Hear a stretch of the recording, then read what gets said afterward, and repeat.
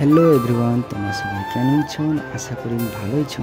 আর তোমার জন্য একটা ধান মেলার ছোট্ট মিনি ব্লগ নিয়ে আসুন। তো তোমার দেখিতে থাকো আমার মেলাখানত কি করছি না করছি সব দেখানো তোমার লাগে। তো স্টার্ট করা যাক তাহলে। তো আমার চলে আসলো মার মন্দির, মার দর্শন করবা। তো তোমার লাকেও দেখাচ্ছি।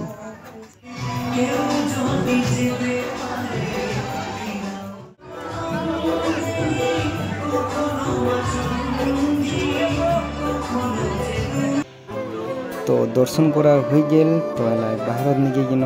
তো দেখেছি এত ভিড়, ঠেলা মেলা।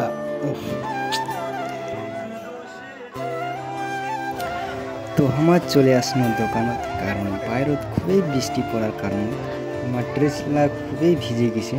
এই অবস্থায় বসে গেল আমার বিরিয়ানি খাওয়া।